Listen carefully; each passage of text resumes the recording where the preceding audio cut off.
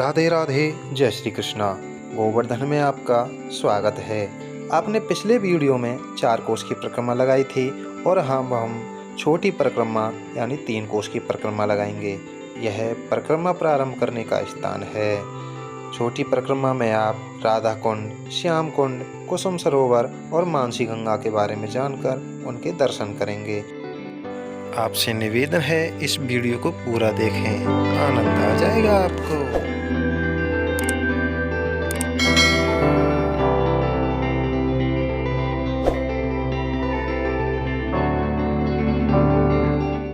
मैं आपसे एक बात और कहना चाहता हूँ कि आप वीडियो को पूरा देखना, और अगर आप घर बैठकर परिक्रमा लगाने का पुण्य प्राप्त करना चाहते हैं तो वीडियो को कम से कम 3 लोगों के पास शेयर करो, क्योंकि आपके द्वारा शेयर की हुई वीडियो वो लोग देखेंगे और भगवान का नाम लेंगे तो उनका आधा पुण्य आपको मिल जाएगा। वीडियो को लाइक करें और चैनल को सब्सक्राइब करना ना भूलें।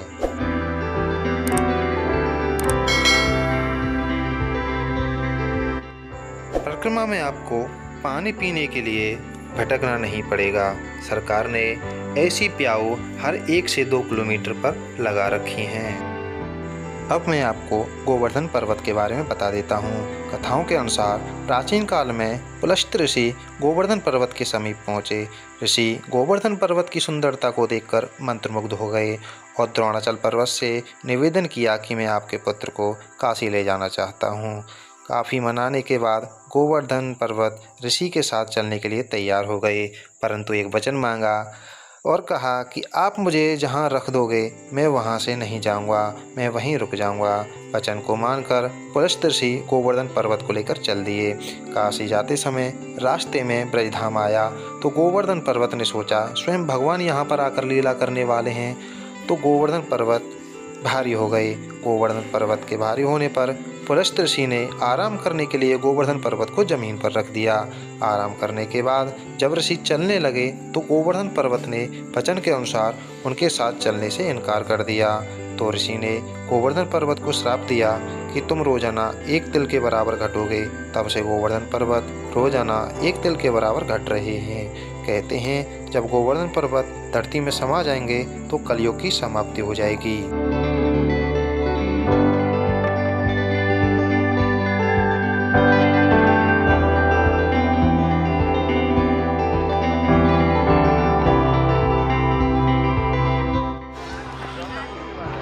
तो जी परिक्रमा प्रारंभ करने के 6 किलोमीटर के बाद हम पहुंच गए राधा कुंड।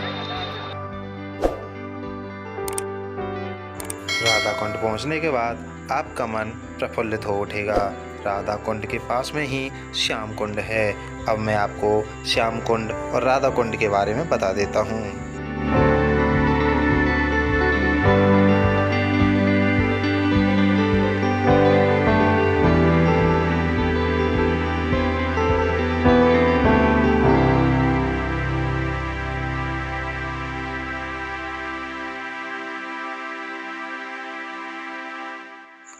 कहा जाता है कि राधा कुंड को श्री राधा रानी ने अपने कंगन से खोदा था। श्री कृष्ण ने उस कुंड में स्नान करके कहा था कि यह कुंड श्याम कुंड से भी ज़्यादा प्रसिद्ध होगा। ऐसा माना जाता है कि जिन स्त्रियों को पुत्र की प्राप्ति नहीं होती वह स्त्री राधा कुंड में अहोई अष्टमी की रात्रि को स्नान कर लेती है तो उनको पुत्र की प्राप्ति हो जाती है।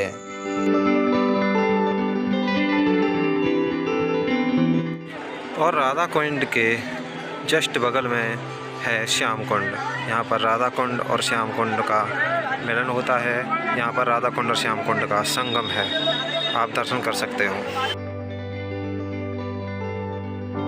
श्याम कुंड को भगवान श्री कृष्ण ने अपनी बांसुरी से बनाया था।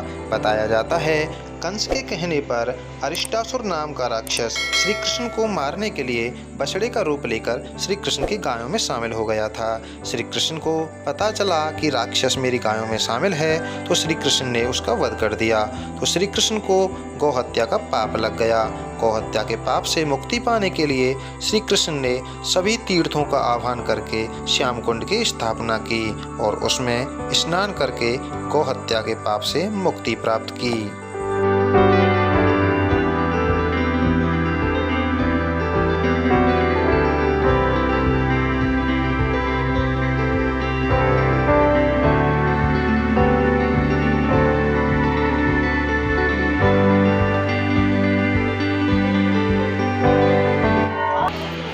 राधा कुंड के दर्शन के बाद अब हम कुसुम सरोवर की ओर जाएंगे और उससे पहले बहुत तेज़ भूख लग रही है भाई, थोड़ा बहुत कुछ खाएंगे।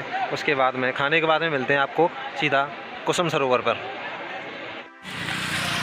तो जी अब हम कुसुम सरोवर पहुंचने वाले हैं और आपको कुसुम सरोवर दिखाएंगे। अगर आपको परिक्रमा देने गर्मियों में आना हो तो भाई आपसे निवेदन है कि शाम को आना, जिससे आप रात में परिक्रमा लगा सको। दिन में तो बहुत ज़्यादा हालत ख़राब हो जाती है। कुसुम सरोवर के बारे में मान्यता है कि यहाँ पर भगवान श्री कृष्ण ने राधा जी का श्रृंगार पुष्पों से किया था, तभी से इसका नाम पुष्प सरोवर अर्थात कुसुम सरोवर पड़ गया है। यह सरोवर 450 फीट लंबा और 60 फीट गहरा है। 16वीं शताब्दी तक यह सरोवर एक कच्चा तालाब हुआ करता था, लेकिन 1675 में ओरछा के राजा वीर सिंह ने इसका निर्माण करवाया। इसके बाद राजा सूरजमल ने इसका जीर्णोद्धार कराया और इसे भव्य सरोवर का रूप दिया। सरोवर के पीछे राजा सूरजमल के बेटे जवाहर सिंह ने अपने पिता और अपनी 3 माताओं की याद में एक ऊंचे चबूतरे पर अत्यंत कलात्मक छतरियों का निर्माण कराया है। अब आप राजा जवाहर सिंह के द्वारा निर्मित छतरियों के कलाकृति का आनंद ले रहे हैं।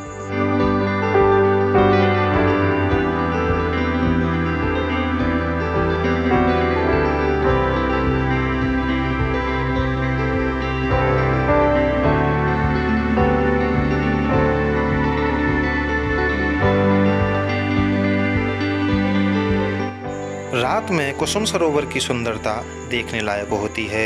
यहाँ पर लाइटिंग की व्यवस्था की गई है, जो इन छतरियों पर पड़ते ही कुसुम सरोवर की सुंदरता में 4 चांद लगा देती हैं। कुसुम सरोवर पर सैकड़ों फिल्मों की शूटिंग हो चुकी है और अभी भी कुछ दिन पहले यहाँ पर एक फिल्म की शूटिंग हुई थी।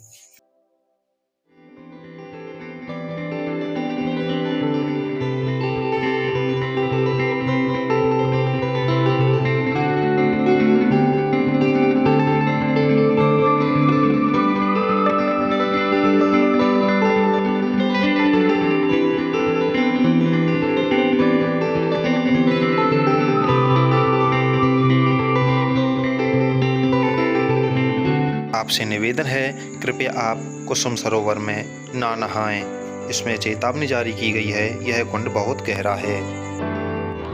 कुसुम सरोवर में घूमने के बाद अब हम चल पड़े हैं मानसी गंगा की तरफ। तो चलो अब आपको मानसी गंगा पर मिलते हैं। जी हमारी परिक्रमा बस 2 किलोमीटर की रह गई है और मानसी गंगा यहाँ से 1.5 किलोमीटर है। अगर हम इधर की तरफ चले जाएंगे तो गोवर्धन बस स्टैंड पर पहुँच जाएंगे और सीधे जाने पर दान घाटी और मानसी गंगा पहुँच जाएंगे। तो चलो पहले मानसी गंगा चलते हैं। और जी हम मानसी गंगा पहुँच गए हैं। अब आपको मानसी गंगा का दर्शन कराते हैं।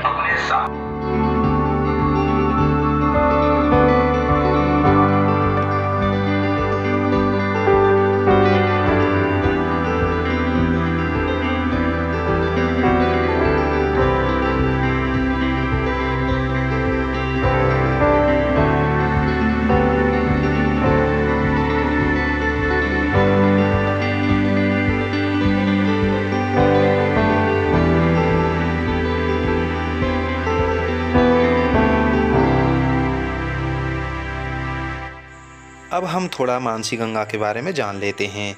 एक बार नंद बाबा और यशोदा मैया गंगा स्नान के लिए जाते हैं और रास्ते में गोवर्धन में उन्हें रात हो जाती है।